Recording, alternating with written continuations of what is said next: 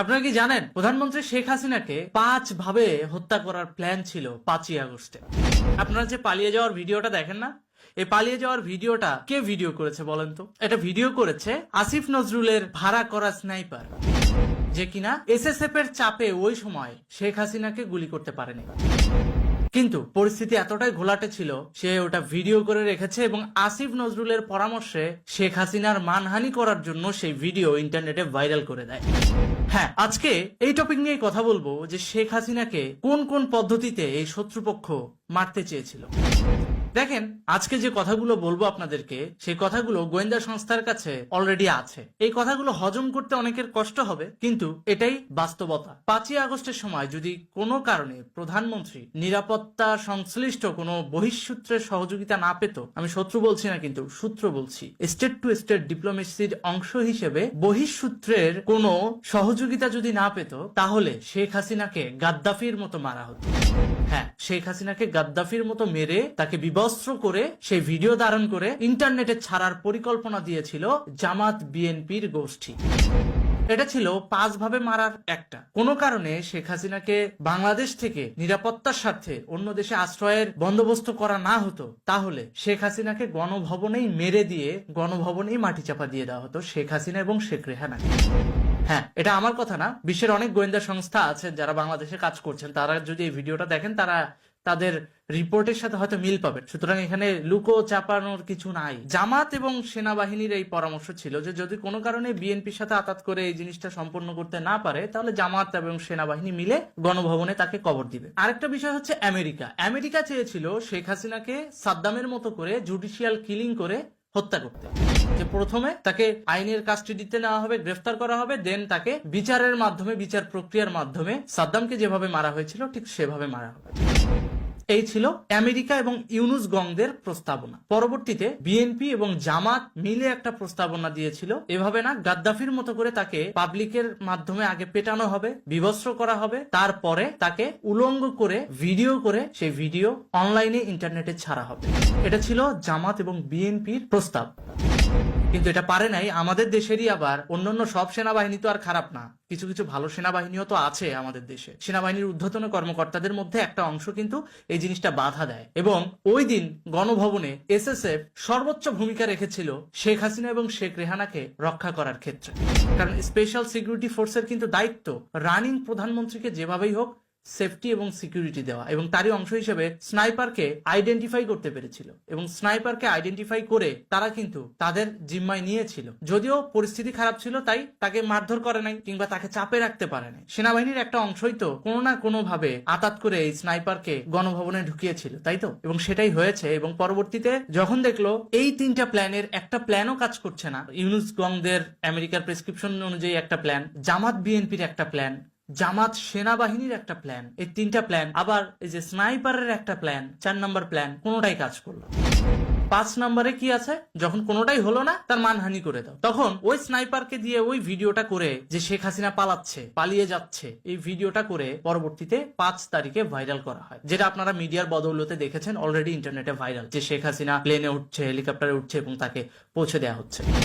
এই 5টার বাইরে আরেকটা ঝুঁকি তার ছিল, সেটা হচ্ছে ওই সময় গণভবনে বলা হয়েছিল যে শেখ হাসিনা কোথায় যাচ্ছেন? আমেরিকা যাচ্ছেন। কিসের স্বার্থে? নিরাপত্তার স্বার্থে। কার কাছে যাবেন? তার ছেলের কাছে। এইটা কিন্তু গণভবনে বলে গেছে। তিনি যখন হেলিকপ্টারে করে বিদায় নিলেন, ওই সময় জামাতের আতাত অনুযায়ী আইএসআই কে বলা হলো যে ভারতের বর্ডার ক্রস করার পর আমেরিকা যেতে হলে তো পাকিস্তান হয়েই ঢুকবে, কোনোভাবে মিসাইল মেরে হলেও সেই হেলিকপ্টারকে গুড়িয়ে দিতে হবে। কিন্তু তারা এটা জানে না যে এটা শেখ হাসিনা। অবশ্যই সে পলিটিক্যাল বুদ্ধি ব্যবহার করে নিরাপত্তা সংক্রান্ত প্রত্যেকটা বিষয় গ্রহণ করেছে। আর এজন্যই তিনি সেনাবাহিনীকে তো বলেছিলেন যে আমি নিরাপত্তার স্বার্থে, ঠিক আছে, তোমরা রক্তপাত চাও না, আমিও রক্তপাত চাই না, আমি চলে যাচ্ছি। কিন্তু সে দিল্লিতে কেন নামলো? কারণ যদি কোনো কারণে ভারতে সে অবস্থান না নিত, তাহলে পাকিস্তানের আকাশ সীমায় যখনই হেলিকপ্টারটা ঢুকতো, তাকে মিসাইল দিয়ে হত্যা করা হতো। 5 ভাবে শেখ হাসিনাকে মারার পরিকল্পনা দেশে হয়েছে, এবং এর বাইরে বহিঃসূত্র ভাবে যদি কোনো কারণে শেখ হাসিনা বেঁচে যায়, আমেরিকা যাবে তার ছেলের কাছে, যখনই পাকিস্তানের আকাশ সীমা অতিক্রম করবে তখনই যেন তাকে মিসাইল দিয়ে গুড়িয়ে দেওয়া হয়। আর এই টোটাল পরিকল্পনার পিছনে ইউনুস আসিফ, এই গ্যাংরা তো ছিলই, সাথে জামাত এবং লেজুর ভিত্তি হিসেবে বিএনপি ছিল। তো এই যে জামাত, বিএনপি, ইউনূস গংরা এত পরিকল্পনা করেও শেখ হাসিনাকে মারতে পারলো না। কেন মারতে পারলো না জানেন? কারণ রাখে আল্লাহ মারে কে। এই মানুষটার পিছনে কি কম অ্যাটেম্প নেওয়া হয়েছে? দেখেন, সেই 2001 থেকে 4 সাল বেশ কয়েকবার চেষ্টা করা হয়েছে, 24 সালে চেষ্টা করা হয়েছে, কিন্তু পারে নাই, পারবেও না। কারণ এই মানুষটার সাথে কিন্তু অবশ্যই আল্লাহ তাআলার ফেরেশতারা আছে এবং সাধারণ মানুষের দোয়া আছে। তো যদি খারাপ মানুষ হতো, তিনি অনেক আগেই ভ্যানিশ হয়ে যেত। তো এটা হচ্ছে প্রধানমন্ত্রীকে যে 5 ভাবে তারা হত্যা করতে চেয়েছিল সেই বিষয়। তো পরবর্তীতে প্রধানমন্ত্রীকে তো তাড়িয়ে দিয়ে কে ক্ষমতা গ্রহণ করলো? ডক্টর ইউনূস এবং আসিফ নজরুল গ্যাং। তারা কিন্তু ইতিমধ্যে 100 দিন পার করেছে। ডক্টর ইউনূস কিন্তু আজকে সন্ধ্যায় জাতির উদ্দেশ্যে ভাষণ দিয়েছে যে এই 100 দিনে তারা কি কি করেছে এবং ভবিষ্যতে তারা কিভাবে বাংলাদেশটাকে পরিচালনা করবে। তো সেখান থেকে আমি কিছু পয়েন্ট নোট করেছি, যা ইতিমধ্যে খসড়াভাবে একটু টুকেও রেখেছি, কারণ সবকিছুই তো পুঙ্খানুপুঙ্খানুভাবে বিশ্লেষণ করতে হবে। এই জন্য উনি বললেন, ডক্টর ইউনূস একটা কথা বলছেন, সেটা হচ্ছে জুলাই গণহত্যার বিচার সম্পন্ন না করা অবধি তিনি গদি ছাড়বেন না। এখন আমার কথা হচ্ছে, জুলাই গণহত্যার বিচার সম্পন্ন না হওয়া পর্যন্ত তিনি গদি ছাড়বেন না, তাহলে তিনি স্পেসিফিক ভাবে বলছেনও না ঠিক কতদিনের জন্য তিনি এই প্রধান উপদেষ্টার গদিটা আঁকড়ে ধরে আছেন, সেটাও কিন্তু তিনি ক্লিয়ার করেন নাই। তাহলে স্পেসিফিক ভাবে তিনি কি বলবেন কোনোদিন যে আমি এই কয়েক মাসের মধ্যে আপনাদের এই কাজগুলো সম্পন্ন করে দিয়ে আমি নতুন একটা ইলেকশন দিব? বলবেন না। সে কিন্তু মুক্তিযুদ্ধকেও তো আক্কা করতেছে না, বাংলাদেশের সার্বভৌমত্বকেও তো আক্কা করতেছে না, গণতন্ত্রকেও তো আক্কা করতেছে না। জনগণ না খেয়ে মরছে, তাতে তার কোনো কিচ্ছু যায় আসে না, তার গদি লাগবে। আলুর কেজি 400 টাকা, তাতে তার কিচ্ছু যায় আসে না। সিমের কেজি 200 টাকা, তাতে তার কিচ্ছু যায় আসে না, তার গদি লাগবে। সেটাই হচ্ছে। আর এটাকে তিনি কতদিনের মধ্যে সংস্কার করবেন বা সমাধানে আনবেন, সেটাও তিনি ক্লিয়ার করছেন। তো এখন আমার কথা হচ্ছে, ডক্টর ইউনূস কতদিন থাকবে, এটাও কিন্তু একটা প্রশ্নের বিষয়। এই বিষয়টা কিন্তু এখনো ক্লিয়ার না। আচ্ছা, আরেকটা জিনিস উনি বলেছেন যে শেখ হাসিনা সরকার প্রতি বছরে 12 থেকে 15 বিলিয়ন ডলার প্রতি বছর পাচার করেছে। তো ভাই, আপনার কাছে যদি ইনফরমেশন থাকে 12 থেকে 15 বিলিয়ন ডলার পাচার করেছে, তাহলে এই সময় তো বাংলাদেশের ঋণগুলো শোধ করার দরকার না? তাহলে আপনি ওই কোন কোন অ্যাকাউন্টে টাকা আছে বা টাকা পাচার করেছে আপনি নিশ্চয়ই জানেন। তাহলে এগুলো তাড়াতাড়ি জাতির সামনে তুলে ধরেন। ধরতেছেন না কেন? নাকি 26 লক্ষ ভারতীয়র মতো এটাও একটা প্রোপাগান্ডা? কোনটা?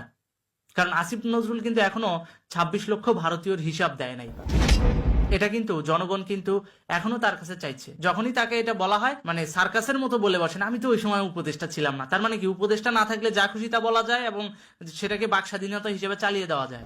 ওইটা যে মিথ্যাচার হচ্ছে, এটার বিরুদ্ধে যদি সরকার অ্যাটেম্প নেয়, তখন তো বলবেন যে হ্যাঁ, সরকার বিশ্ববিদ্যালয়ের টিচারদের মারতেছে। ওই যেভাবে আন্দোলনের সময় ঢাকা বিশ্ববিদ্যালয়ের তৎকালীন ভিসি মাকসুদ কামালকে বোকা বানাইছিলেন, সেরকম। এই আসিফ নজরুল কি করছে মাকসুদ কামালের সাথে, এটা একটু বলি। ঢাকা বিশ্ববিদ্যালয়ের ভিসি তখন কিন্তু জুলাই আন্দোলন তুঙ্গে, ঠিক আছে? ওই সময় ইনি ডাইরেক্ট মাকসুদ কামালের ফোন দিয়ে বলতেছেন, ছাত্রলীগ আমাদেরকে মারতেছে, ক্যাম্পাসে থাকতে দিচ্ছে না। তো মাকসুদ কামাল কি করছে জানেন? তৎকালীন ঢাকা বিশ্ববিদ্যালয়ের ভিসি, তিনি বলছেন যে ঠিক আছে, ভিসি বাংলোতে আমি একটা রুম ছেড়ে দিচ্ছি, আপনি এখানে সেফ কাস্টাডিতে থাকেন। তো স্বভাবতই একটা ইউনিভার্সিটির ভিসি তার বাংলোর একটা রুম তাকে ছেড়ে দিচ্ছে থাকার জন্য, সেফটি, তো সে তো সেখানেই থাকবে, তাই না? তিনি মাকসুদ কামালকে এমন ব্রেন ওয়াশ করছেন, মাকসুদ কামাল বাধ্য হয়ে শেখ হাসিনাকে ফোন দিয়ে বলছে যে আপনার ছাত্রলীগ কিন্তু সাধারণ শিক্ষার্থীদের উপর হামলা চালাচ্ছে, ওদেরকে তাড়াতাড়ি সরায় নেন, তা না হলে পরিস্থিতি আরো ঘোলাটে হবে।